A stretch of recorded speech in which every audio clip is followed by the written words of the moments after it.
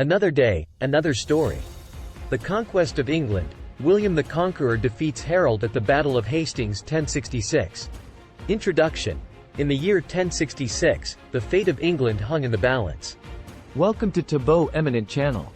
Two formidable leaders, William, the Duke of Normandy, and Harold Godwinson, the Earl of Wessex, both laid claim to the English throne.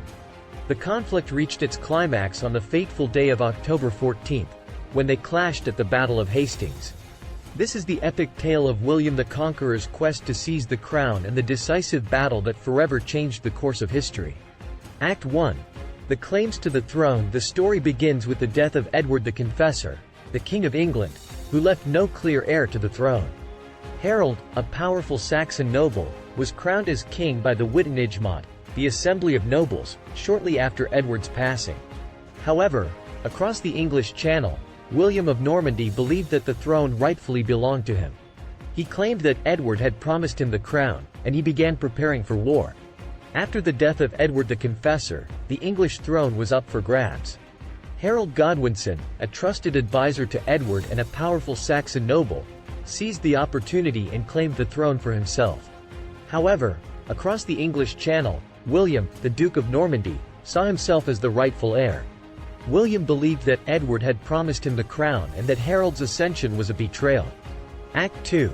William's preparation. William mustered a formidable army, comprised of knights, archers, and infantrymen. He secured the support of the Pope, who sanctioned his invasion of England, and gathered allies from neighboring lands. Meanwhile, Harold anticipated the Norman invasion and gathered his own forces, including his loyal housecarls and the Fyrds, the citizen soldiers. William, a skilled military strategist, began meticulously planning his invasion of England.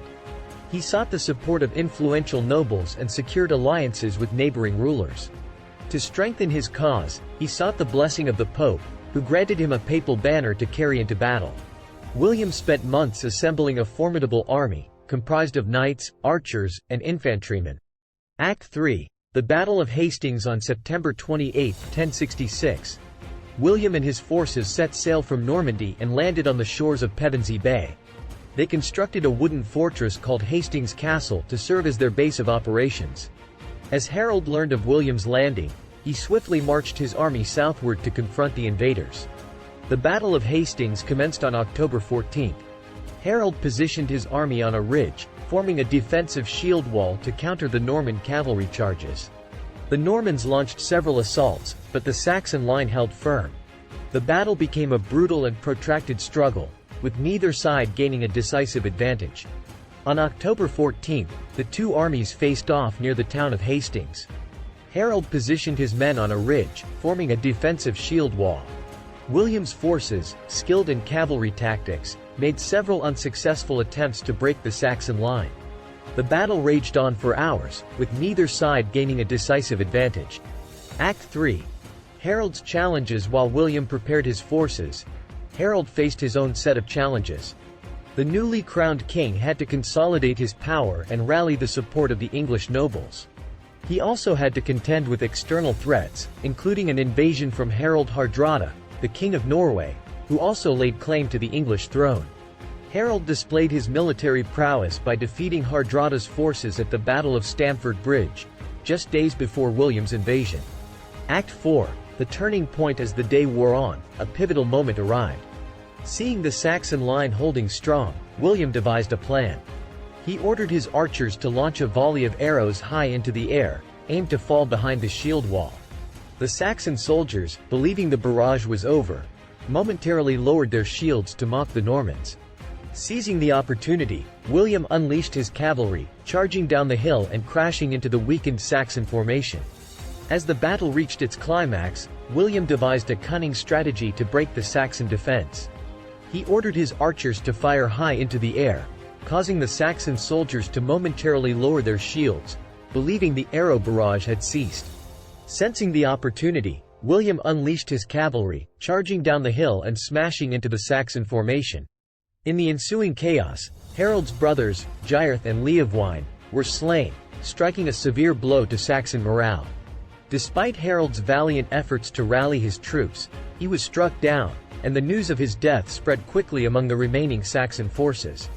Realizing their king had fallen, the Saxons began to lose hope, leading to the ultimate collapse of their resistance. In the ensuing chaos, Harold's brothers, Gyrth and Leofwine, were slain, further demoralizing the Saxons.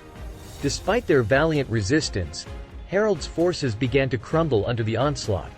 The king himself fought bravely but was ultimately struck down, leading to the collapse of Saxon resistance.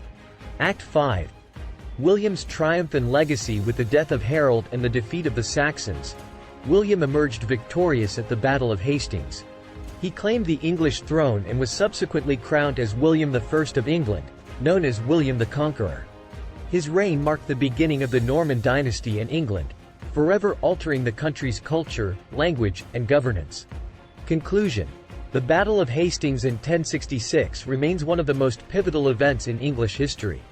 It brought an end to Anglo-Saxon rule and ushered in a new era of Norman influence in England. William the Conqueror's triumph at Hastings ensured his place in history as one of the most influential figures of medieval Europe. Thanks for watching. Request you to subscribe the channel.